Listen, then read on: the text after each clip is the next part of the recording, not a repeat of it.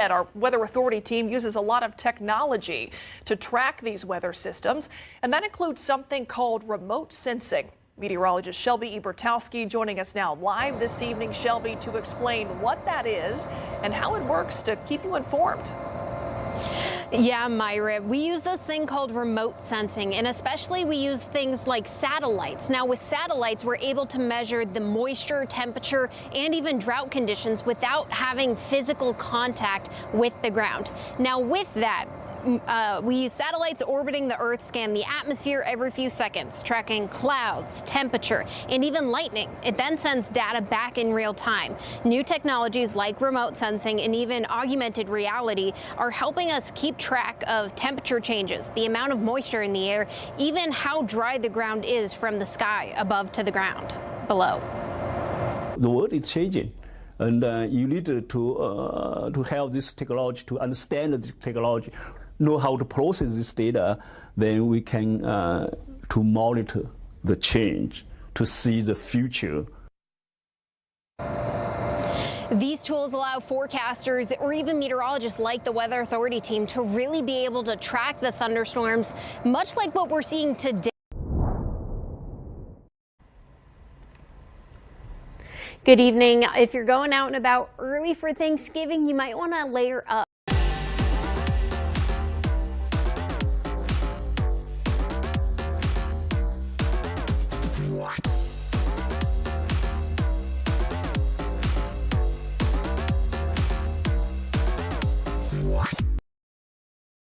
As the holiday lights shine bright in Kerr County marks 145 days since the deadly floods, we show you how the recovery process is going. A 41-year-old man was hit and killed by a drunk driver on the south side. Tonight, we're showing you how his family is remembering him coming up. And you might want to layer up not only tomorrow, but throughout the weekend, even with possibility of an umbrella. The latest forecast of what you need to know coming up in just a few. Live from KSAT 12, the Nightbeat starts right now. And we thank you for joining us on this Thanksgiving Eve. I am Ernie Zuniga. And I'm Stefania Jimenez joining you live from Kerr County as we mark 145 days since the deadly floods. And as people here get ready to mark the first major holiday since that disaster, we're live here to tell you more about the recovery, how people here are remaining hopeful, and also how you can continue to support them. And we'll see you back here in just a few minutes. Ernie. All right, Stephanie, thank you for that. Meanwhile, in other news this evening, a man was hit and killed by a drunk driver last weekend. That driver was identified as 21-year-old Jason Salazar. He was arrested and charged with intoxication manslaughter. The person who was hit and killed was 41-year-old Robert Flores Jr. And his family told the night team's Zaria Oates that they want the driver held accountable in court so that they can have justice for their loved one. On Sunday morning, about 2 a.m., I received a phone call. It's a phone call not any parent wants to get. Robert's son, Robert Jr., was leaving this saloon around 2 a.m. when he had to cross this busy street to get to his car parked across the street. That's when a drunk driver hit and killed him. And just being without him, it's just been really tough. Their family held this balloon release in Robert Jr.'s honor. According to SAPD, 21-year-old Jason Salazar was intoxicated when he hit and killed Robert Jr. He was charged with intoxicated manslaughter with a vehicle. Your witnesses mentioned that he was just going way over the speed limit. There should be more enforcement, not just during fiesta, special events. I think this should be a year-round thing with DWI enforcement or any kind of enforcement. Salazar made bond and was released from jail within 24 hours of being arrested, prompting this message from the victim's dad. A lot of these people get off easily, so it needs to start with our DA, getting where he can punish and give him a little bit more harsher punishment. On top of wanting stricter DWI consequences, Robert and his family say speeding has always been an issue on South Flores. They might want to consider, a stoplight. Maybe some flashing lights might help. Other family members said they want speed bumps installed, but for now, they just want people to stop drinking and driving and slow down. I love them. I love them a lot. Zaria Oates, KSAT 12 News. Meanwhile, 2 National Guardsmen were shot in downtown Washington, D.C. near the White House earlier this afternoon. A suspect is in custody. Authorities say he appeared to target the National Guard troops and is not cooperating. President Trump is in Florida and was not at the White House during this incident. After the shooting, he requested an additional 500 National Guard troops be sent to D.C. In an address earlier this evening, Mr. Trump, citing information from the Department of Homeland Security, said the suspect entered the United States from Afghanistan back in September of 2021. Well, you're looking right now at a crash off I-10 going westbound at Medical Drive on the northwest side of town. This is a live picture. You can see a pretty active scene right now. San Antonio police have confirmed that one person was taken to a hospital with injuries, and it might be a little difficult to see with it being so dark outside, but one vehicle flipped on its side, and crews were working to clear that road. Again, this is in the I-10 westbound at Medical Drive. We'll continue to keep you updated on that. New tonight on the Nightbeat, several people are in a hospital after another major crash. This happened around 6 o'clock this evening at Highway 211 and Potranco Road. So at this time, we know that there were 3 cars involved. Multiple people in 2 of the vehicles were taken to a hospital for their injuries, some in critical condition. According to the Bexar County Sheriff's Office, the 3rd car remained on the scene with a witness there. We had a crew actually at the scene there. We're trying to get some more information about what exactly happened, and we'll continue to bring that to you as we get it. Tonight, at least 4 people are in a hospital after a head-on crash on the south side. So this one happened just before 4 o'clock this afternoon along Pleasanton Road, just west of Highway 281, south of Mitchell Lake. Several agencies were at that scene, including San Antonio Police and Fire. The conditions of the people involved are not known at this time. Tonight, the last 2 suspects accused of causing a deadly crash on I-35 this past summer have been arrested. This afternoon, San Antonio police walked 19-year-old Ethan Gonzalez right in front of our cameras. SAPD says that he was driving the stolen white Camaro that crashed into a passenger bus near Casson Road back in July. As a result of that crash, 5 people died and 15 others were injured. DNA and video evidence connected Gonzalez to the crash, along with cell phone pings. He was arrested at his home today and has been charged with 5 counts of manslaughter and 5 counts of hit and run resulting in death. We're also seeing the alleged 4th passenger, John Sanchez, for the first time. The other 2 passengers in the car were both arrested back in August. All 3 were arrested on charges of unauthorized use of a vehicle and burglary of a vehicle. Tonight, a San Antonio mother and veteran needs your help after surviving a suspected drunk driving crash from last weekend. San Antonio police confirmed the crash happened on Saturday on the east side near I-10 and South New Braunfels Avenue. A crash report revealed that police arrested Marco Martinez for causing that crash. He was charged with driving while intoxicated. The report also states that he hit 3 other cars. The most damaged one was Shay Colonies. Now, she sent us these photos of her vehicle. Instead of processing what happened, she's now stuck worrying about her future.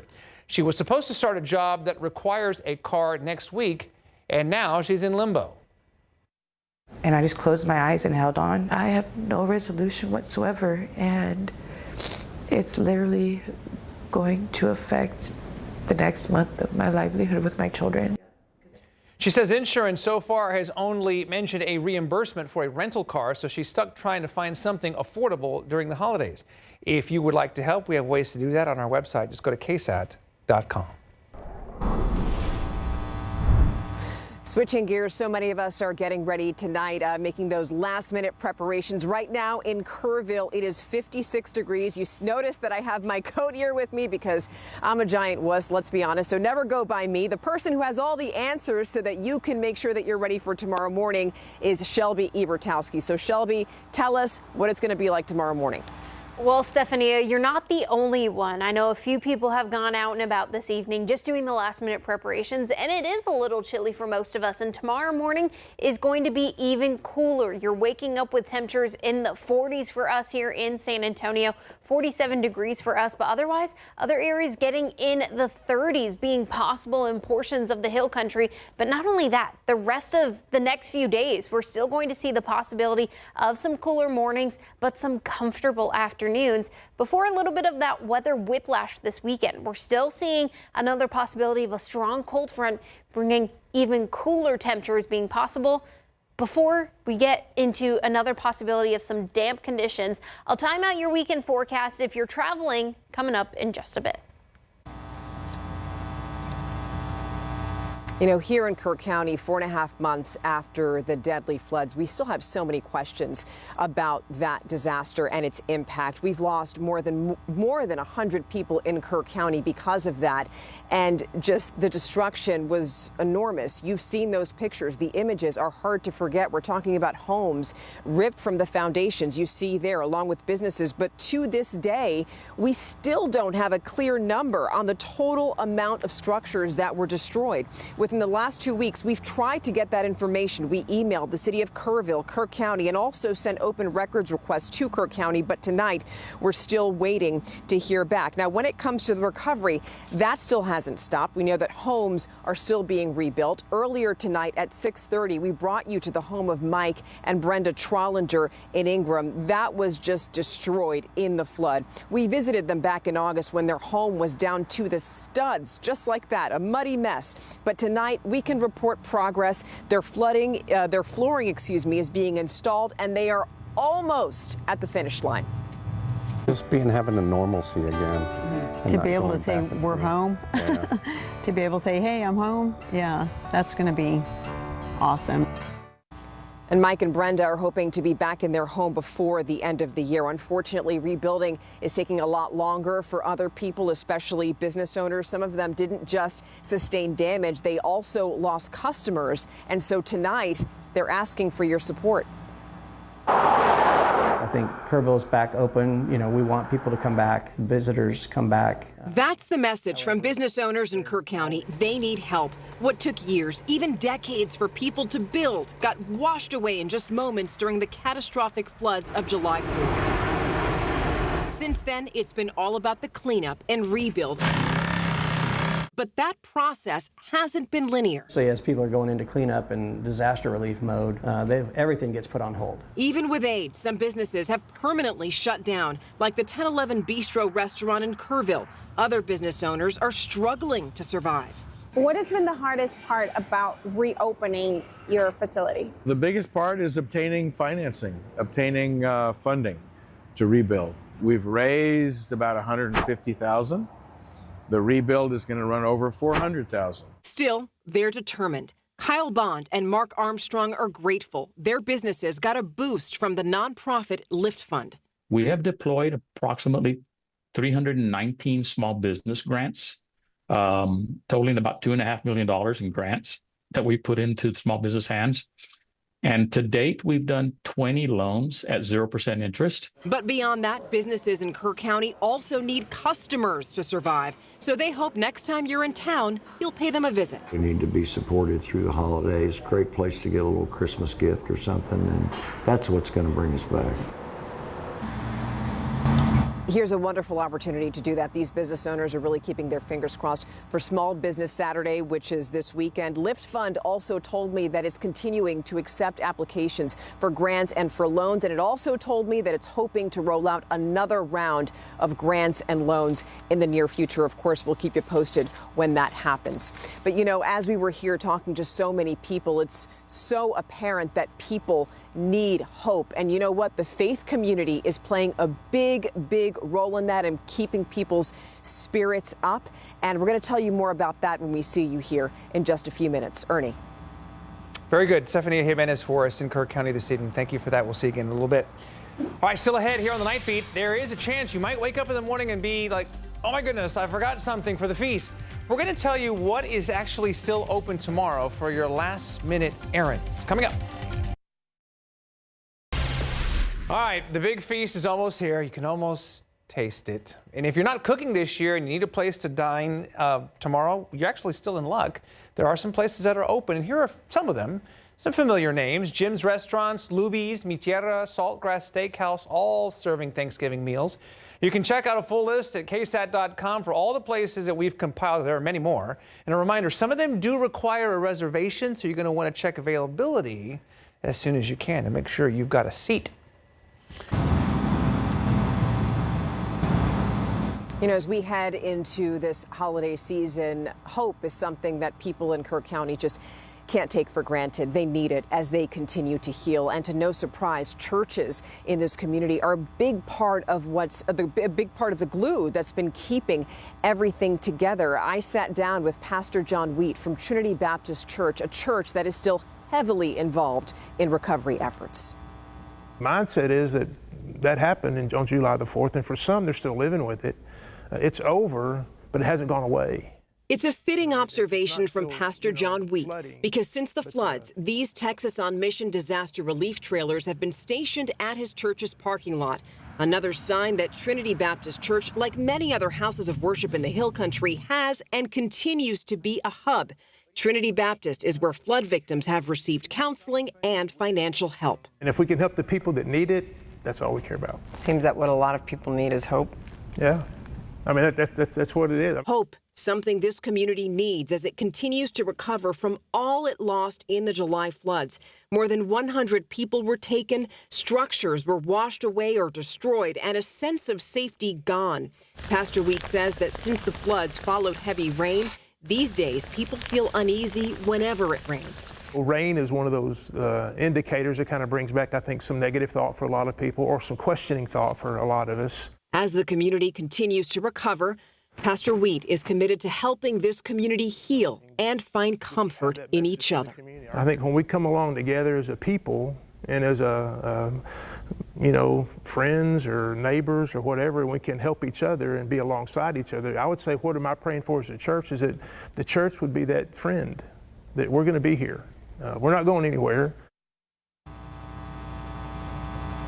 So what now? All day long we've been talking about the recovery, the rebuilding, the ongoing search for people. And yes, there is some frustration here because those things, there's really no end in sight for any of those things. But the point is that people here do, for the most part, feel helpful. And there's no doubt that people in this community continue to pull together and truly give meaning and weight to the phrase Kerr County Strong. And I just want to take a moment and to thank everybody who has allowed us into their homes and into their lives for the past few months to share their stories. It's meant the world to me and the entire KSAT crew. So thank you for that. Now I just want to take a moment and go on south to San Antonio, give you a live look outside from our live cams. 58 degrees out there right now. Doesn't look like it now, but hold on. A little birdie is telling me that we should expect some rain in a few days. Shelby, tell us about that. And that little birdie is right. We're watching that possibility of rain moving in by the time we get to Friday and Saturday. It might have an issue if you're traveling. I'll get to that forecast in just a few minutes. But the day, that little birdie, that bird day, the turkey day has finally arrived. We're still waking up a little chilly in the 40s. We're not expecting any rain for us here tomorrow, which is going to be great news. It still might be a little cold though in the morning if you're going out for the turkey trots or you're getting an early start on the Thanksgiving Day cooking outside. You might want to bundle up, and even in the afternoon, it's still going to only be in the 60s. But if you're traveling to other portions or other parts of the state tomorrow, still expect them to stay in the 60s. Houston 64, Dallas 60. If you're headed down south near the valley, 78 degrees, and really it's going to be a perfect day across the state tomorrow. And then we get into Friday, and that's when the forecast is becoming a little more active. Just some cloud coverage as we're going throughout Thanksgiving.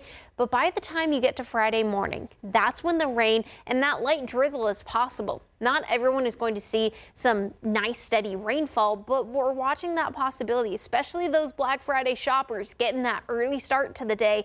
You might want to keep an eye on authority radar because we might see that light drizzle being possible not only in the morning, but throughout the day, while we're also watching that possibility of some thunderstorms moving in from the north and really having an impact towards Austin, towards Killeen, towards Houston. Could even have some impact towards some delays at the airport. And that's already Friday evening. Most of it stays just to the north and to the east. I wouldn't be surprised if there was still that possibility. Maybe a heavy downpour is possible closer to our neck of the woods, but that's going to be Friday night into Saturday. And even by Saturday afternoon, all of those showers and storms are getting pushed out of Texas because that cold front is moving through. And although it might be a little bit of a mess for other portions of the state, by the time we get to Saturday into Sunday, it's going to be cold for most of us. We're waking up with temperatures Sunday and Monday in the 40s. Even Tuesday and Wednesday, we're waking up in San Antonio in the 30s. That doesn't take into account to some folks in the hill country. They could be waking up in the 30s. And what we're watching on Tuesday and Wednesday is for some folks to even be near freezing. So keep that in mind as we go throughout the next few days. It might get a little cold. You might want to keep an eye on your heat and your thermostat. But Thanksgiving looks to be beautiful, waking up in the 40s, peak temperatures in the 60s. Then we get to the weekend, that slight drizzle and that fog being possible Friday into Saturday. That cold front comes through into Sunday, feeling a little bit of a breezy condition on Sunday. And then the cold temperatures continue for us here in the Alamo City next week. We'll be right back after the break.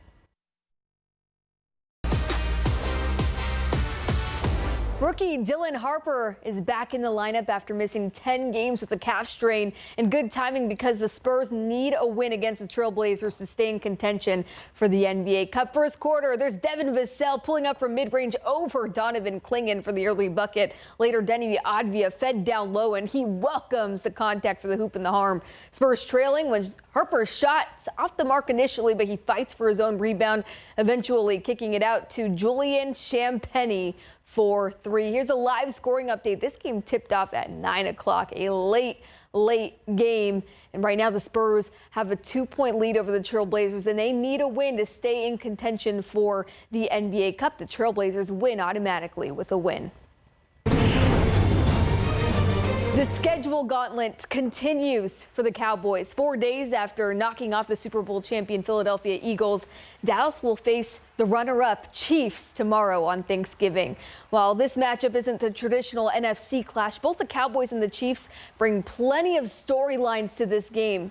They're home to the league's best passing offenses, and both are on the outside of the playoff picture looking in. So the stakes are very high. Yeah, we got to win every game at this point. And the Philly game doesn't mean anything right now. Nothing that's happened up to this point really means anything other than it's put us in the position to be must-win games. And so, as I said, we're not going to necessarily just go out there and do that on Thursday. That's through the week. And just the way that we prepare, the way that we're communicating, the way that we're taking the necessary steps to get our bodies right and to go out and to play our best game on a short week. We've got the guys, we've got the plan, we've got the process intact, and we're going to give it our best and feel very confident in it. The Cowboys have played well with their backs against the wall, and the Chiefs, who pulled off a thrilling comeback win over the Colts last week, have taken notice. They're coached really well by Coach Eberflus. They fly around to the football, and they're kind of in the same situation as us. It's kind of all on the line. You got to go out there every single week and play your best football.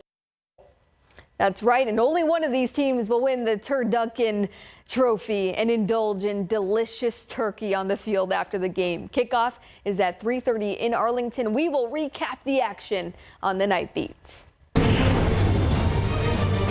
Well, the Texans find themselves in an interesting situation. Today, quarterback C.J. Stroud was a full participant in practice. He remains in concussion protocol, but is making progress to return on Sunday. Meanwhile, backup Davis Mills has done pretty well in Stroud's absence, going 3-0 and leading Houston to a win over the Bills. The Colts are on deck, and Nick Caley was asked if Stroud has learned anything from Mills these last few weeks.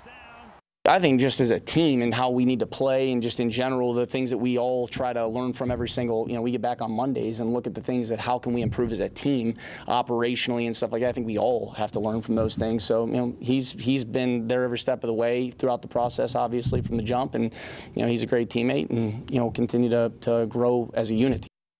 All right, we're talking UTSA and the Lone Star Showdown after the break.